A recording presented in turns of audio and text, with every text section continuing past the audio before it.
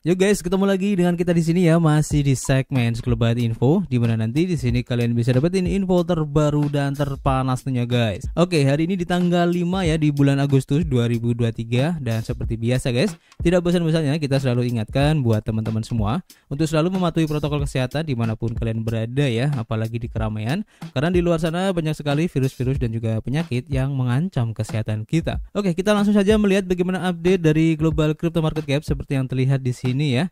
Dari data coin market cap menunjukkan adanya penurunan di 0,37% guys, dan tentu saja ini adalah kontribusi dari Bitcoin dan juga teman-teman nongkrongnya ya. Dimana untuk Bitcoin di sini dalam waktu 24 jam mengalami penurunan di 1% guys ya, disusul oleh Ethereum di 1% juga. Kemudian untuk BNB turunnya masih tipis di 0,6%, XRP cukup lumayan guys di 5,43% ya. Saya belum tahu kenapa XRP ini turun, nanti kita akan coba cari tahu. Kemudian untuk Dogecoin 1,9% untuk penurunannya, Cardano, kemudian Solana, Tron, Polygon ini tidak jauh berbeda dari 1%. Kemudian untuk Shiba Inu ini malah mengalami kenaikan ya di 5,4% guys. Ini cukup bagus ya. Menjelang untuk peluncuran Shibarium ya, ini tampaknya para Shiba Army juga sudah mulai serok lagi untuk Shiba Inu guys. Ini cukup menarik. Dan rata-rata pergerakan untuk altcoin ini di antara 1% ya untuk perubahannya. Dan kalau kita lihat di sini untuk perubahan yang terjadi pada harga Bitcoin seperti yang sudah kita rekomendasikan kemarin ya, tampaknya memang akan mengikuti skenario yang sudah kita bikin kemarin ya, dimana untuk close candle-nya kemarin ini merah dan masih ada indikasi untuk penurunan lagi guys, karena terlihat di sini sempat mencoba retest ya di harga sekitar 28.900 dan mencoba untuk retest kembali di harga 28.500-an guys. Jadi seperti biasa untuk rekomendasi DCA masih di harga 28.500 dan di 28.000 guys. Jadi antara di situ ya, kalian bisa ambil aja harga-harga yang cocok buat kalian. Dan kita langsung saja guys menuju ke informasi yang pertama ya. Kita lansir dari bitcoin.com, di mana di sini diinformasikan bahwa Coinbase ini mendesak pengadilan untuk membatalkan kasus SEC dan mengklaim bahwa regulator ini melangkahi wewenang hukumnya guys. Jadi dalam pengajuan pengadilan yang diajukan pada hari Jumat kemarin ya, Coinbase berpendapat bahwa klaim dari SEC ini bergantung pada pembacaan yang terlalu luas dari istilah kontrak investasi yang berangkat dari beberapa dekade preseden dan teks undang-undang. Perusahaan yang berpusat pada kripto ini mengatakan SEC gagal menuduh transaksi yang difasilitasi di bursa, termasuk hak kontrak yang memberikan hak kepada pembeli untuk mendapatkan keuntungan atau pendapatan di masa depan dari penerbit, elemen penting dari kontrak investasi. Mosi tersebut menegaskan ya teori SEC bahwa pembeli token tertentu mengharapkan keuntungan berdasarkan upaya penerbit untuk meningkatkan kegunaan token, secara tidak sah memperlakukan aset-aset ini seperti sekuritas ya. Dan lebih lanjut, Coinbase ini menggunakan doktrin pertanyaan utama di mana pengadilan menunda tindakan pengaturan substansial kepada Kongres jika tidak ada otoritas yang jelas. Coinbase berpendapat bahwa SEC mengklaim otoritas yang luas setelah mengakui bahwa mereka ini tidak memiliki kekuatan ini guys, dan bahkan mereka itu sebagai para legislator secara aktif memperdebatkan pembagian pengawasan kripto. Selain itu ya, Coinbase membantah klaim dari SEC bahwa ia bertindak sebagai broker yang tidak terdaftar dengan menyediakan perangkat lunak dompetnya. Coinbase berpendapat bahwa wallet hanyalah alat pasif yang memungkinkan pengguna untuk menyimpan aset yang mereka kendalikan, bukan sarana untuk melakukan transaksi. Tuduhan SEC bahwa layanan staking Coinbase adalah sekuritas yang tidak terdaftar juga gagal, klaim pengacara Coinbase. Perusahaan mengatakan peran Coinbase dalam mempertaruhkan hanyalah teknis, bukanlah manajerial. Secara keseluruhan ya, jadi Coinbase ini menggambarkan tindakan SEC sebagai pembalikan dramatis yang tidak dapat dibenarkan ya, yang menentang posisi agensi di masa lalu dan muncul di tengah upaya legislatif yang sedang berlangsung untuk mengatur aset digital.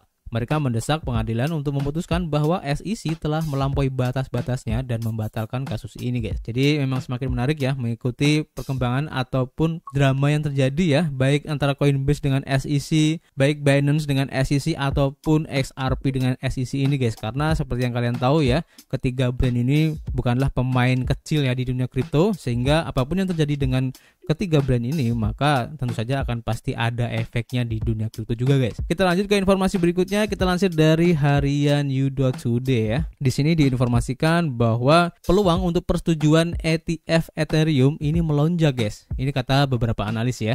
Jadi peluang persetujuan untuk ETF berjangka Ethereum telah melonjak menjadi 75% menurut catatan terbaru dari analisis FTF James Shepard dan Eric Balchunas. Ini adalah angka yang sama dengan yang mereka kaitkan ya dengan ETF berjangka Bitcoin pada September 2021 guys. Sementara itu ya, jumlah aplikasi ETF berjangka untuk Ethereum dan juga Bitcoin telah meningkat menjadi 12 dan sebagian berkat pengajuan baru-baru ini oleh Bitwise, sebuah perusahaan terkemuka di bidang dana cryptocurrency, index dan beta guys. ETF mata uang kripto berjangka memberi investor exposure ke kontrak berjangka mata uang kripto daripada menawarkan investasi langsung di kelas aset yang berubah-ubah. Reksadana yang diperdagangkan di bursa ETF pertama yang terkait dengan Bitcoin dari ProShares yang melacak pasar berjangka Bitcoin memulai debutnya pada Oktober 2021 kemarin. Hal ini membantu menghidupkan kembali kenaikan Bitcoin setelah menandai tonggak regulasi yang signifikan untuk industri mata uang kripto. Meskipun tidak mengizinkan investor untuk membeli kripto secara langsung ya, ETF berbasis futures ini dapat membuka jalan bagi persetujuan ETF spot di masa mendatang. Pertanyaannya, apakah ETF spot Bitcoin akan setujui guys? Jadi perlu disebutkan ya bahwa Shepard dan juga Balchunas juga telah merevisi peluang persetujuan untuk ETF Bitcoin Spot menjadi 65% dari 50% beberapa minggu yang lalu. Meningkatnya kemungkinan persetujuan untuk ETF Bitcoin ini dipengaruhi oleh sikap ketua dari SEC yaitu Gary Gensler yang berpotensi lebih reseptif dan langkah strategis oleh perusahaan investasi kripto terkemuka seperti Grayscale dan juga BlackRock. Dalam catatan bersejarah ya, SEC memberikan lampu hijau untuk ETF Bitcoin dengan leverage pertama bulan lalu. Produksi perintis ini telah menarik gelombang lebih dari 4 juta dolar dalam volume perdagangan pada hari pertama, dengan sekitar setengah juta saham senilai 1 juta dolar yang diambil dalam seperempat jam pertama guys. Ini menarik ya. Jadi akhirnya apakah Ethereum ini akan segera menyusul untuk Bitcoin? Dalam hal ini adalah ETF, baik yang berjangka ataupun yang spot guys. Ini cukup menarik untuk diikuti karena tentu saja ya, jika altcoin dalam hal ini adalah Ethereum sudah masuk ke ETF, ini akan semakin menarik guys ke depannya. Bisa saja akan disusul oleh ETF dari altcoin yang lain, mungkin bisa Cardano, Solana, BNB atau mungkin yang lain. Ini akan semakin menarik. Oke, kita akan update lagi nanti seperti apa perkembangannya dan kita lanjut ya menuju ke informasi berikutnya. Masih kita lansir dari harian You.Today ya, dan di sini diinformasikan bahwa Elon Musk ini katanya ya tidak akan mengizinkan perdagangan kripto atau saham di platformnya, yaitu di Twitter ya, atau sekarang bisa disebut X. Rumor yang beredar di Twitter atau aplikasi X yang mengatakan bahwa tim dari Elon Musk sedang mengerjakan sebuah alat yang memungkinkan pengguna untuk mulai berdagang saham dan diimplementasikan di dalamnya, dan berita ini disebarkan oleh banyak akun ya. Namun demikian, pemiliknya yaitu si Elon Musk telah berkomentar dengan jelas ya, membantah rumor ini guys, dan dia mengatakan bahwa tidak ada pekerjaan yang sedang dilakukan saat ini. Ketika beberapa pengguna Twitter bertanya apakah alat perdagangan kripto akan diimplementasikan di masa depan, Elon Musk membiarkan komentar tersebut dan tidak menjawab guys. Pengguna lain berasumsi bahwa mengubah Twitter menjadi pertukaran kripto terpusat adalah metode yang sudah ketinggalan zaman dan diperlukan model baru di luar jenis peer-to-peer. Namun komunitas masih mengharapkan ya Elon Musk untuk memperkenalkan pembayaran kripto di Twitternya, berharap mereka menggunakan token Doge ya. Dan mata uang digital favorit Elon Musk yang berfokus pada meme dan juga yang terbesar dalam hal kapitalisasi pasar di antara koin-koin meme ini. Awal pekan ini Elon Musk menggoda fitur yang akan datang untuk membuat video dan juga streaming langsung ya di Twitter, dan hari ini dia mengujinya secara publik ya dan disiarkan langsung dari kantor Twitternya guys. 1 jam kemudian dia men-tweet bahwa live video sekarang bekerja dengan cukup baik dan menulis bahwa untuk memulainya seseorang hanya perlu mengetuk tombol yang terlihat seperti kamera ketika seseorang membuat postingan. Kemudian seorang pengguna Twitter berkomentar mengatakan bahwa The Doge's Father is live. Itu adalah kutipan dari tweet Elon Musk yang menyebut dirinya sendiri dengan cara ini, mengutip judul film klasik The Godfather. Setelah tweet tersebut dan debut Elon Musk di acara Saturday Night Live, Doge melonjak ke level tertinggi sepanjang masanya di 0,7 dolar pada 8 Mei 2021 kemarin.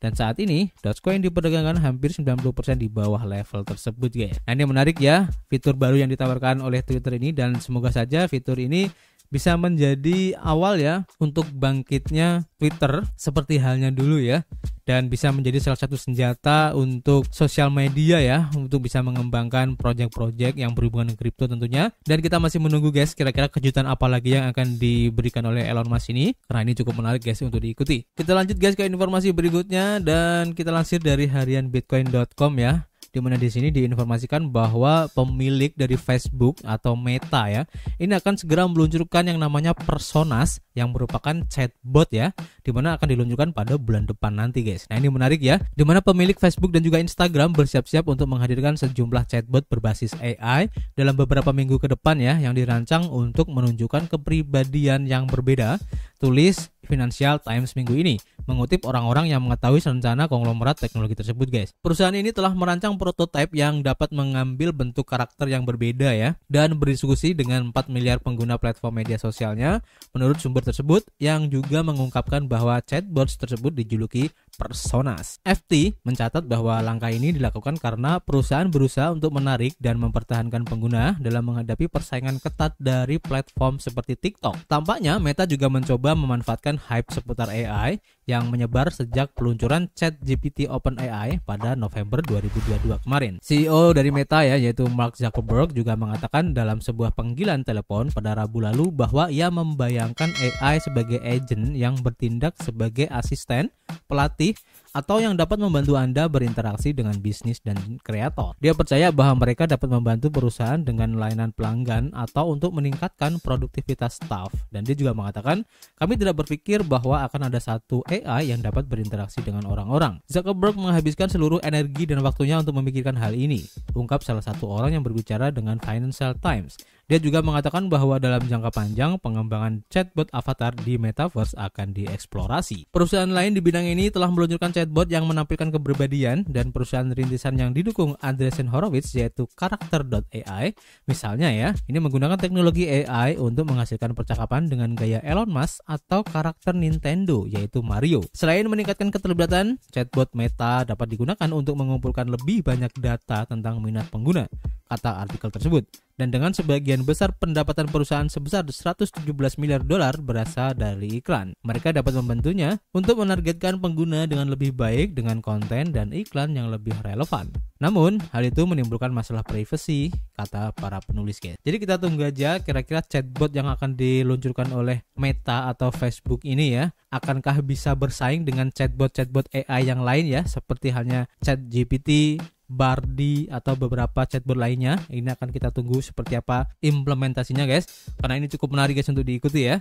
Dan kita ke informasi yang terakhir, kita lansir dari harian You.Today ya, dan ini berhubungan dengan Shiba Inu guys, di mana di sini diinformasikan bahwa Shiba Inu dengan tokennya SHIB mendapat lampu hijau dari Binance sebagai aset jaminan untuk pinjaman fleksibel. Nah ini menarik juga ya. Jadi Binance sebagai bursa mata uang kripto terbesar di dunia berdasarkan volume perdagangan telah menambahkan Shiba sebagai salah satu aset jaminan untuk pinjaman fleksibel di platformnya. Selain Shiba Inu ya, bursa ini telah memperluas daftar aset jaminan dengan memasukkan mata uang kripto terkenal lainnya seperti Compound, IOTA, RLC, HOT, ENG, Theta, dan juga IOST. Pinjaman fleksibel Binance adalah jenis layanan pinjaman yang tidak memiliki jangka waktu pembayaran yang ditetapkan dan memungkinkan pengguna untuk mendapatkan mata uang kripto mereka sebagai jaminan untuk mendapatkan pinjaman. Ini seperti pengguna dapat memperoleh pinjaman menggunakan mata uang kripto yang mereka miliki di Simple Earn Flexible Products yang merupakan produk investasi yang ditawarkan oleh Binance. Tidak seperti layanan pinjaman lainnya ya, pinjaman fleksibel dari Binance ini tidak memaksa pengguna untuk membayar kembali pinjaman mereka dalam jangka waktu tertentu.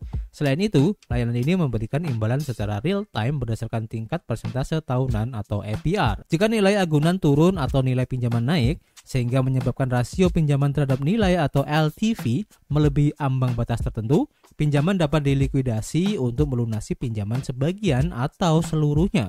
Meskipun langkah dari Binance memberikan sorotan positif terhadap Shiba Inu, investor harus melangkah dengan hati-hati guys.